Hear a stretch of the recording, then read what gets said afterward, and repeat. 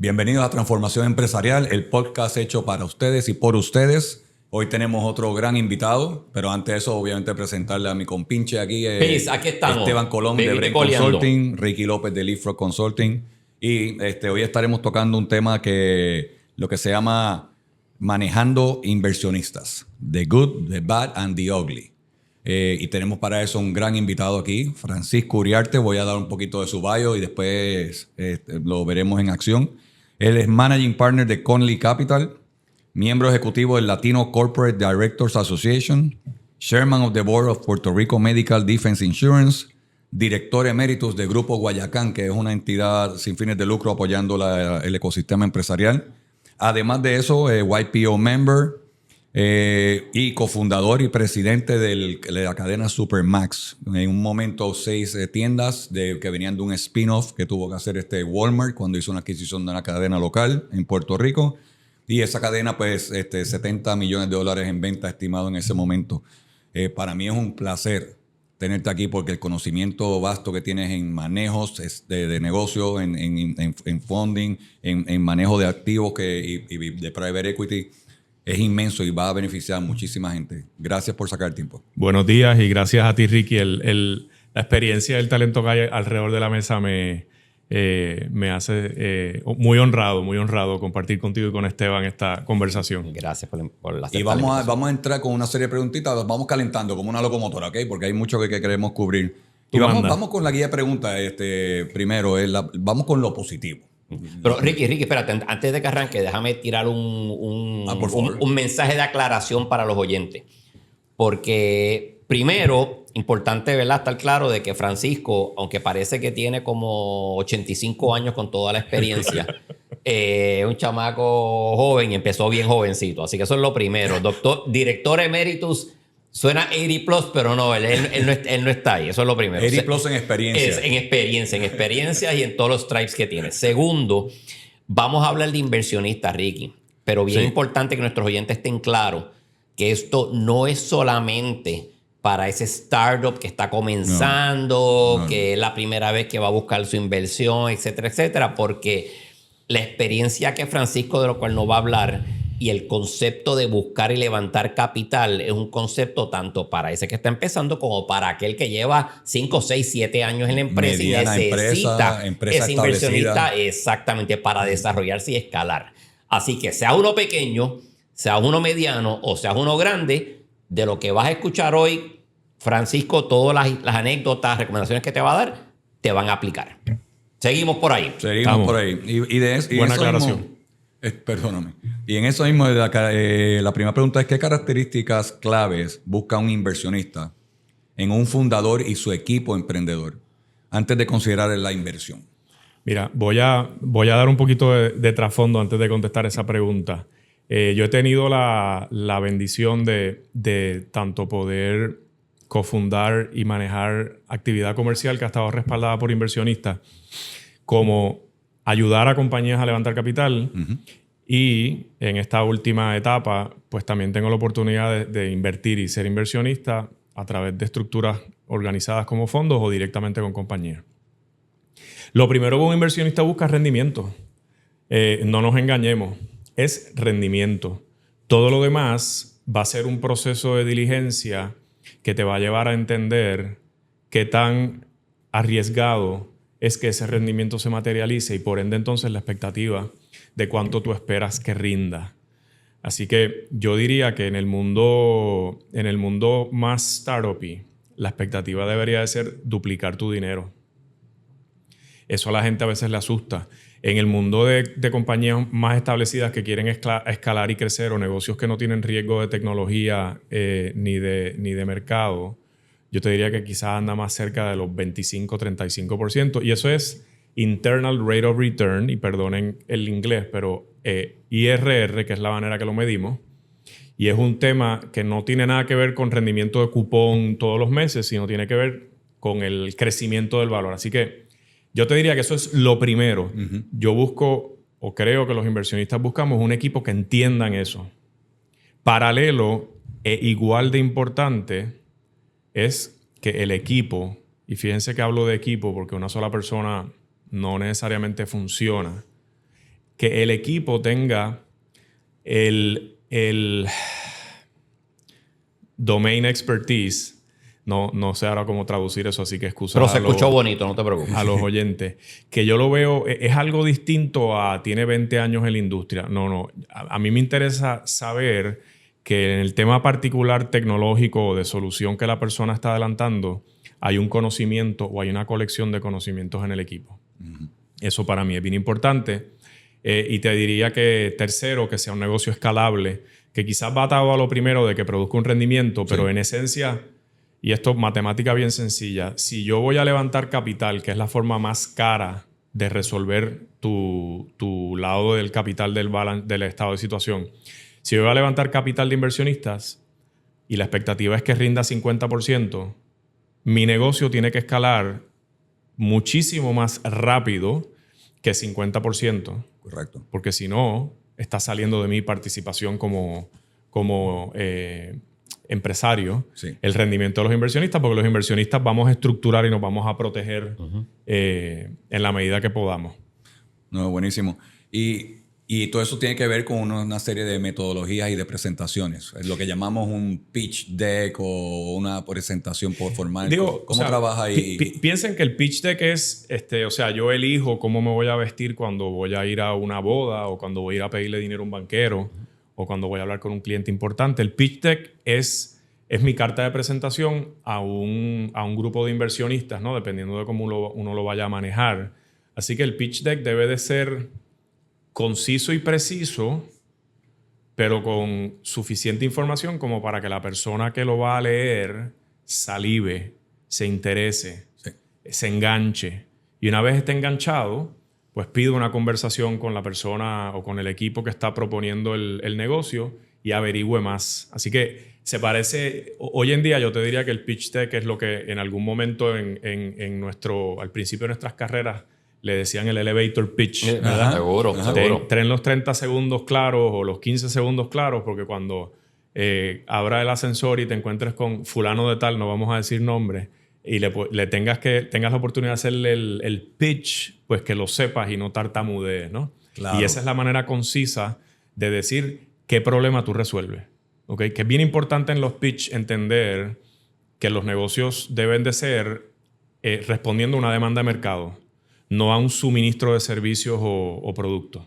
¿Okay? Hay veces, cada vez menos, pero hay veces que nos enamoramos de lo que nosotros pensamos que es la solución y queremos hacer, y entonces nos ponemos a trabajarla en este espacio estéril, ¿verdad? Y no chequeamos con el mercado, y cuando salimos a la calle, lo que tenemos a lo mejor le gusta a mi mamá y a más nadie, ¿verdad? por cariño. Y eso no es lo que queremos. Y entonces en alguno de los episodios anteriores escuchaba una de las conversaciones con ustedes y hoy en día se usa mucho más el Business Model Canvas y forzamos a la gente, de hecho en los programas de Guayacán hacemos mucho esto, forzamos a la gente a ir a hablar con el cliente. Y yo necesito ver eso en un pitch deck y necesito entenderlo rápido de la persona que está liderando ese negocio para que me interese. Veo lo contrario y es como se cierra ya. O sea, hay unos botones que están esperando escuchar unas palabras claves para yo cerrar y dejar de prestar atención. Y yo no creo que yo sea nada distinto a cualquier otro inversionista. ¿Y tiene, Francisco, que puedas compartir un ejemplo de ese pitch o esa presentación que te voló la cabeza? ¿Qué tenía? Una anécdota. Una anécdota que puedas compartirnos. Mira, te puedo dar pedazos. Desafortunadamente no he visto nada perfecto. Quizás es más un tema de mi expectativa ser demasiado alta, pero cuando tú ves a alguien que va directamente a hablar del pain point, o sea, del dolor del mercado que se está resolviendo, y te habla de todas las medidas importantes del negocio que te ayuda a entender cómo es escalable, cuánto me cuesta adquirir clientes, cuál es el valor de ese cliente, cuál es mi recurrencia de negocio, y entonces me puede ayudar a entender cómo va a crecer este negocio con el capital que está pidiendo, y de hecho me demuestra que ya ha ido creciendo, y ha ido creciendo a un ritmo que parece indicar que con un poquito más de capital puedes mantener o acelerar ese ritmo. Entonces de repente uno como que dice, esto hay que prestarle atención, esto hay que mirarlo. Hay veces, por el contrario, y pudiera hacer una pregunta más adelante, pero aprovecho, hay veces que yo veo pitch en donde se enfocan demasiado en hablar de la persona, del servicio. Y entonces pues ahí yo empiezo a ver un poquito de las claves que les digo que a veces hacen sin querer, pero somos humanos y discriminamos a la hora de tomar decisiones. Apago el switch y no le presto atención. Y sí, gracias, interesante, nos vemos, yo te llamo. No me Don't call me. I'll call you. Sí. Oye, Francisco, quiero regresar un poquito. La primera contestación que le diste a Ricky y fuiste directamente al tema financiero. Sí. Al de que si yo voy a poner 1,000 pesos aquí, 5,000, 10,000, 50,000, lo que sea, yo voy a esperar, y tú dijiste ciertos números de métricas, ¿verdad? De un X retorno inmediato. Entonces... No inmediato. Un retorno a mi inversión. Sí, un retorno sí. a mi inversión. Entonces, en las presentaciones, en estos pitch decks y en estos elevator pitch, siempre hay una parte financiera donde el startup o la compañía que está desarrollada dice, espérate, mi forecast, yo entiendo que en los próximos 5 años pues voy a hacer X cantidad de dinero.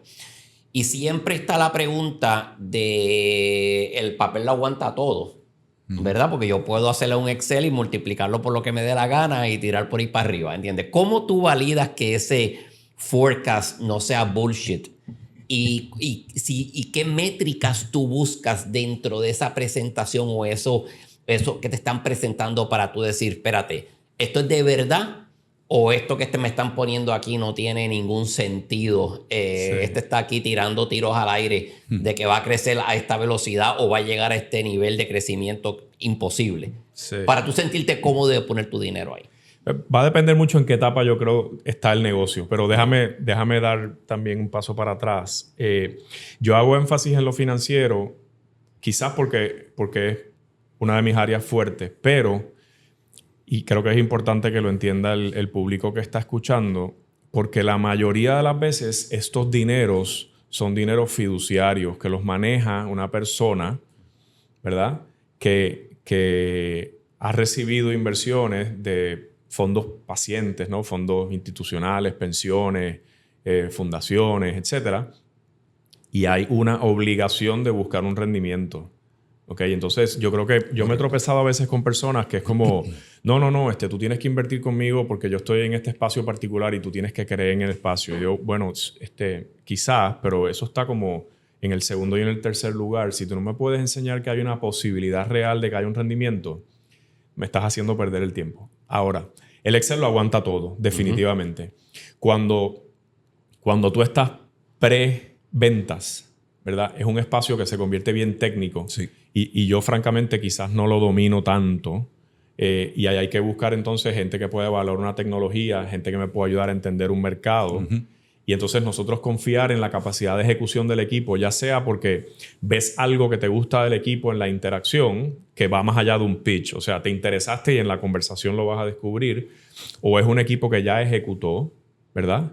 Si es un poquito después de estar generando revenues, tú quieres tratar de entender cómo se está generando ese revenue. ¿Qué te está costando ese revenue? Sí. Yo tengo que hacer mucho mercadeo y mucho gasto para que eso llegue a mí, o estoy teniendo clientes que le están diciendo a sus amigos y a sus relacionados, mira, esto está tremendo, métete. Sí. O sea, tengo Net Promoter Score, no sé cómo decirlo en español, pero tengo alto el Net Promoter Score, o tengo que estar gastando mucho, inclusive si tengo que estar gastando, que no es malo, pero cómo está ese costo de adquirir clientes versus el rendimiento o la venta que me va a generar en la vida del cliente, ¿verdad? Sí. Así que todas estas terminologías a veces confunden y son un poco esotéricas al principio pre-revenue, ¿verdad? Preventa.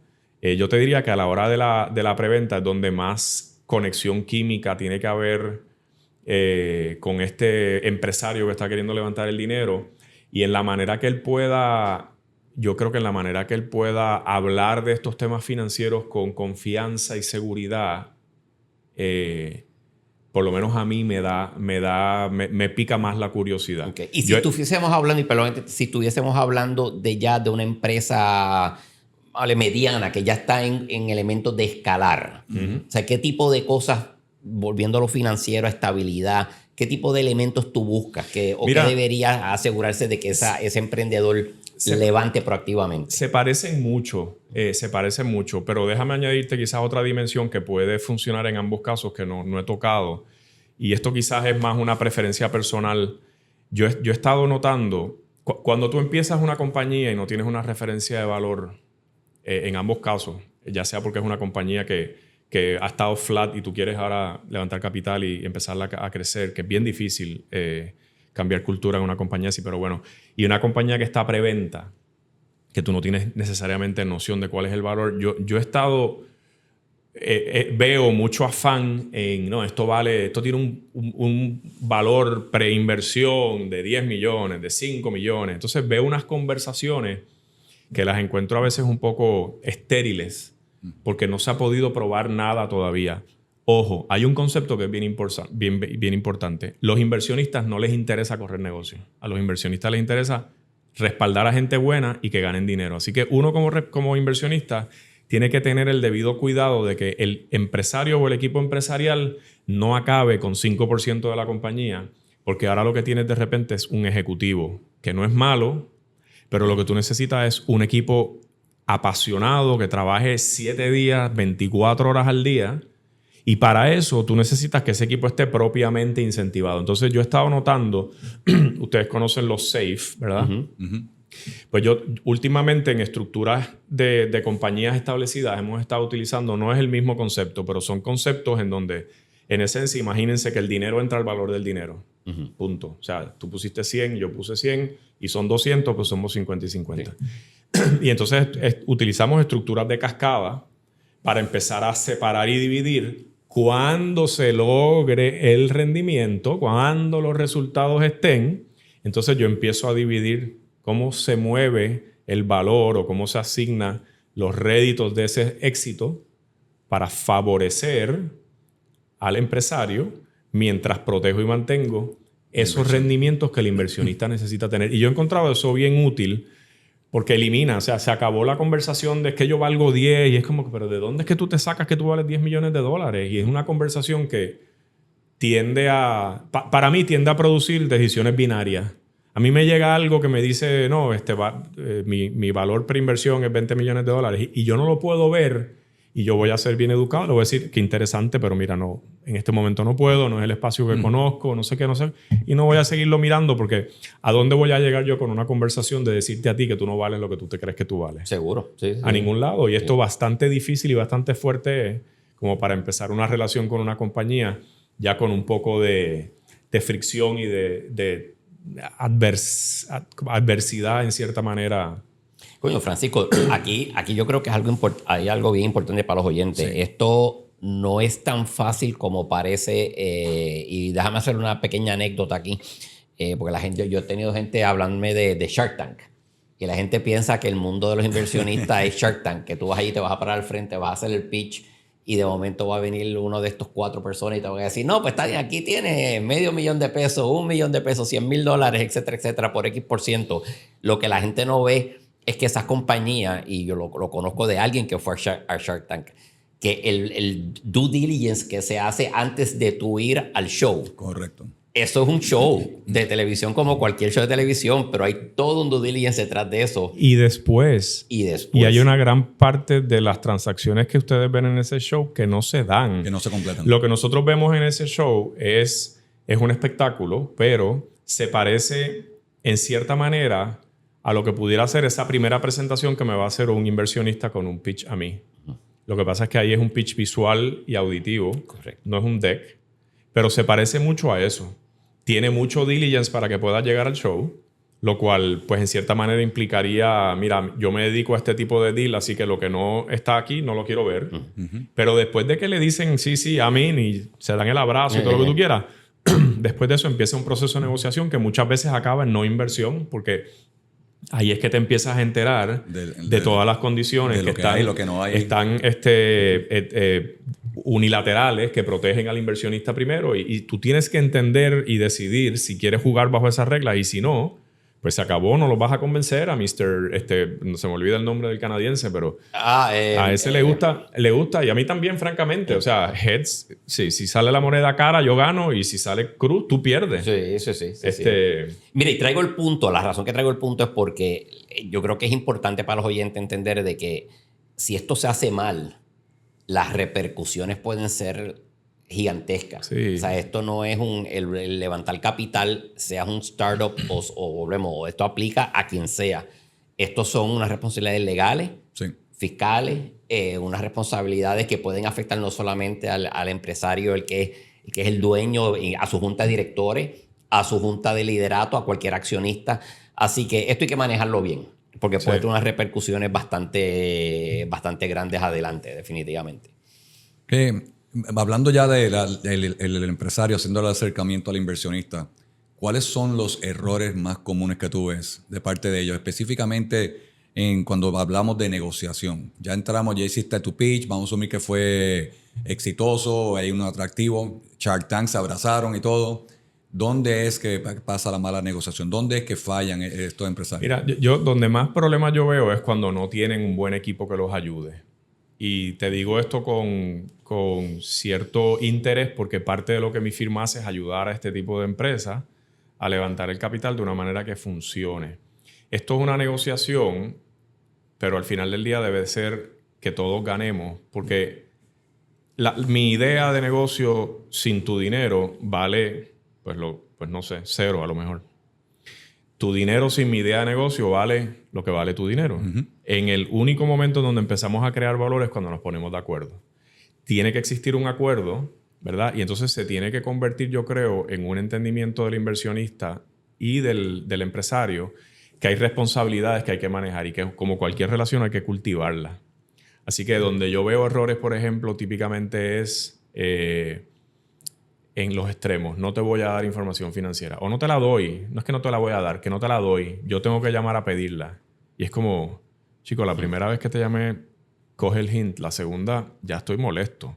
La tercera, te voy a llamar la atención y me voy a empezar a preocupar y voy a decir qué está pasando. Esta gente no cierra libros.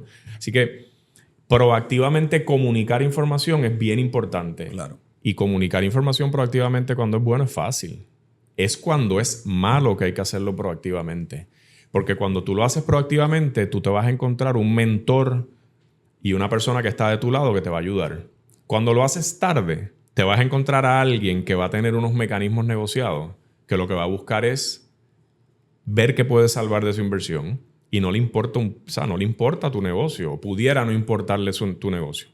Eso por un lado. Por otro lado, el otro extremo que a veces veo es gente que me dice, oye, yo estoy creciendo este negocio, vale no sé cuánto, tengo una serie de inversionistas que llevan conmigo mucho tiempo, no hacen nada, ¿y por qué ellos tienen participación en el negocio? Entonces, pues también hay que entender que el inversionista tiene una obligación nada más, y es poner el dinero el día del cierre. Correcto. Todo lo demás es voluntario y todo el resto de las obligaciones son del empresario.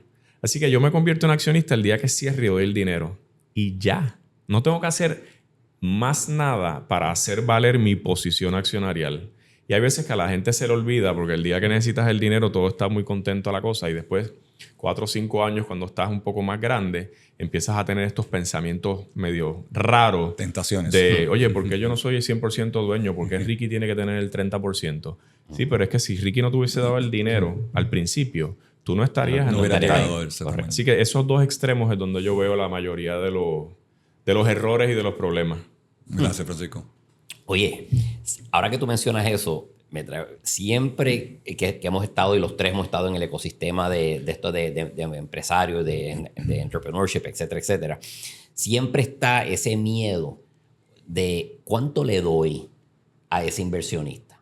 O sea, y hay muchos emprendedores que les aterra el ir al inversionista porque ¿qué le doy? 20%, 30%. Yo no quiero soltar más de X. Y siempre está esta pregunta de cuál es el % correcto que le debo dar para levantar ese dinero.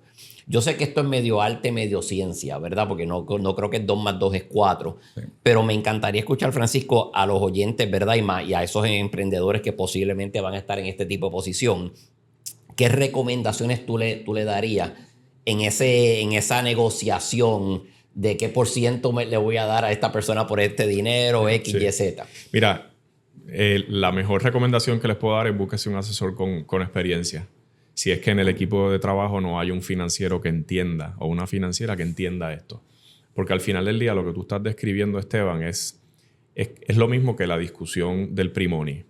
Y el reto es que las estructuras de SAFE y en cero con Waterfall sirven o para la primera inversión o para la única inversión que tú necesitas para que un negocio camine. Cuando tú tienes que estar levantando dinero a través de Serie A, Serie B, Serie C, te vas a tener que enfrentar a una valorización más alta cada vez para proteger dilución. Así que matemáticamente eso es función de una proyección.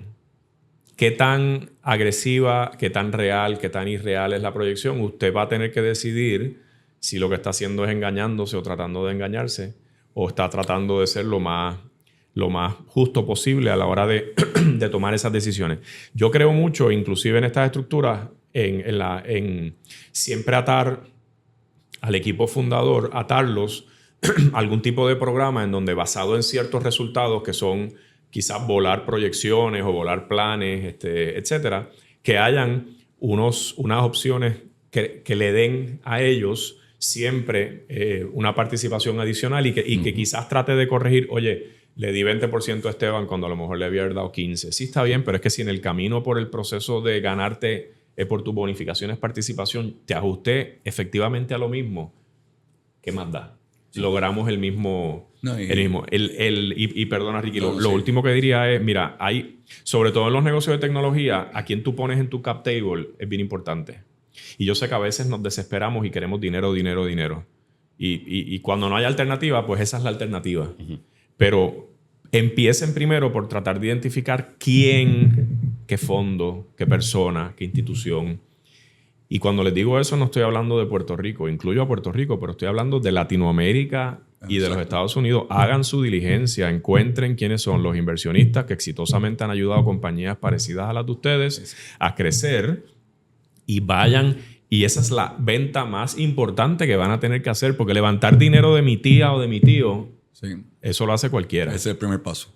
Y mi punto era en eso mismo, la buena fe. Tú tienes que tener un track record como empresario, pero tienes que tener un track record como inversionista. Tienen que los dos estudiarse. Y lo más triste es casos reales que he visto yo, donde estos fundadores iniciales, por el desespero de conseguir fondos, estuvieron dispuestos a dar más del 50% del ownership de esa empresa en su primera sembrada. Así que ya automáticamente estás hamstrung, porque no hay forma de salir de esa ecuación ya. No, a menos que te traten de resolver. Pero mira, es muy cierto y traes un punto interesante, Ricky, y es que yo estaba hablando del inversionista haciéndole diligencia a la empresa. Pero ustedes, empresarios, tienen que hacer diligencia a los inversionistas. Hoy en día es relativamente sencillo, pero escarben y busquen. Pero tienen que entender con qué tipo de persona están trabajando. Están trabajando con una persona que en la mayoría de sus... Y voy a exagerar, pero en la mayoría de sus casos estructura unas cláusulas leoninas y acaba saliendo bien y la compañía no. O están hablando con unos inversionistas que están acostumbrados a caminar unos procesos de creación de valor, a acompañar a un empresario. Exacto. Y no tienen ningún problema con que el empresario haga una cantidad de dinero absurda, claro, siempre y cuando ellos puedan lograr el rendimiento que fiduciariamente tienen que lograr. Así que tienen que entender y tienen que buscar cuál es el inversionista ideal para sus negocios. Perfecto. Mira, Francisco, digo algo que yo quiero... que son pensamientos que salen en las conversaciones que hay que recalcar. Esta es una decisión clave para cualquier emprendedor.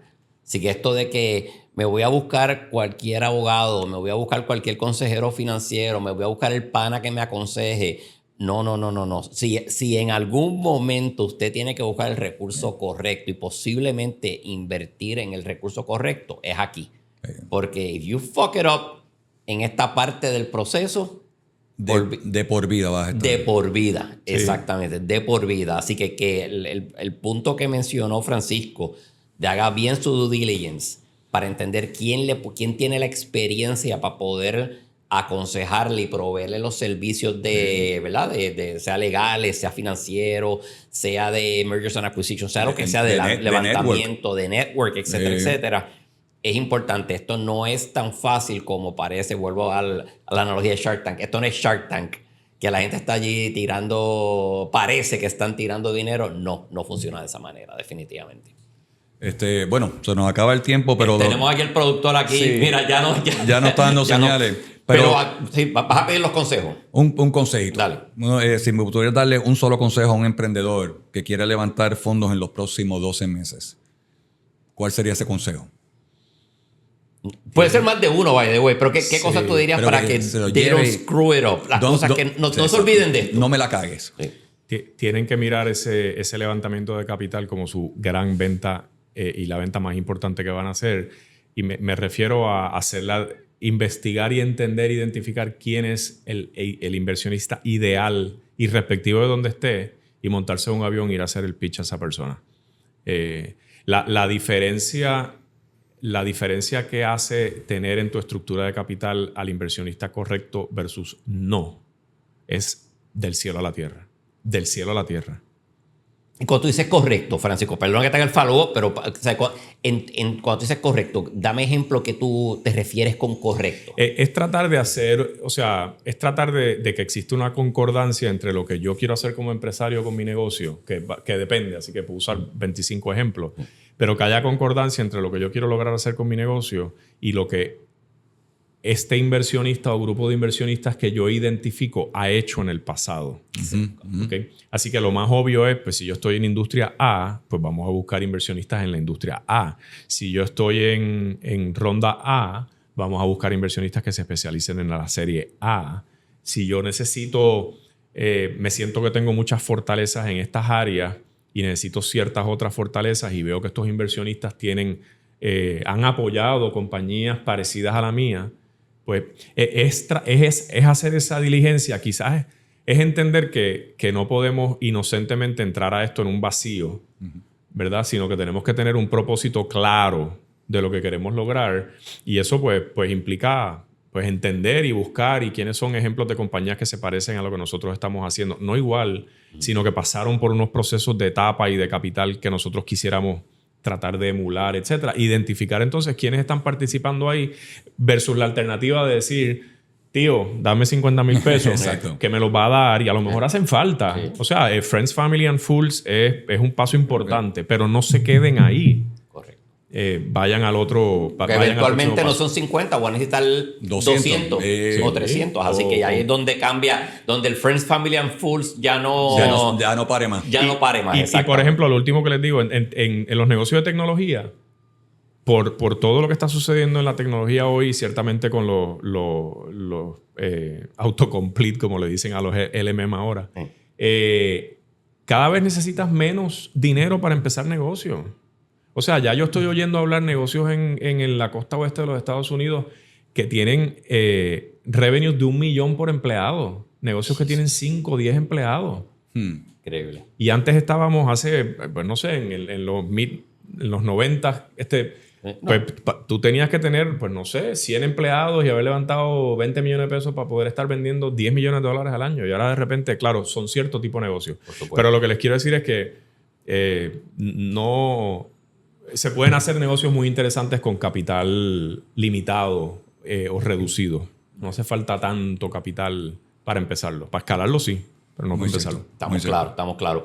Francisco, si te quieren, si los oyentes quieren, porque como siempre nos quedamos corto de tiempo. Eso es el pan nuestro de los podcasts. Traemos invitados que podemos estar 2 horas, pero tenemos que respetar, ¿verdad? A los oyentes y la promesa que le dimos los 30 minutos. Pero si alguno de nuestros oyentes quiere contactarte, ¿dónde te consiguen? En LinkedIn, sí. Tú dinos dónde te pueden conseguir. En LinkedIn, Connelly Capital, tenemos nuestra página en LinkedIn. También Francisco Uriarte en LinkedIn me pueden contactar. En el webpage nuestro es www.connellycap.com. Connelly es con doble N y doble L y termina en Y. Sí, esas son las maneras de contactarme. Perfecto. Así que bueno, oyentes, ya saben que posiblemente hay 150 preguntas de este podcast, porque esto es un tema bien complejo y bien serio.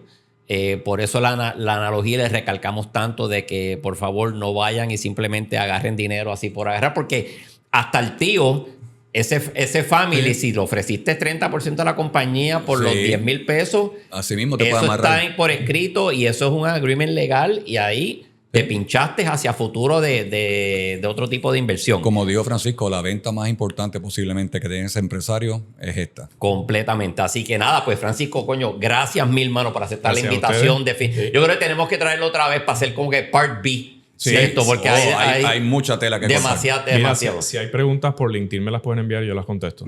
Pues nítido, ya lo saben, oyentes. Así que él está más que dispuesto a seguir ayudándolos. Y nada, nuevamente, mil gracias por aceptar la invitación. Gracias a ustedes. Oyentes, gracias por acompañarnos hoy. Así que seguimos para adelante. Hasta el próximo miércoles, cuando sale el próximo episodio. Sigan creciendo. Peace.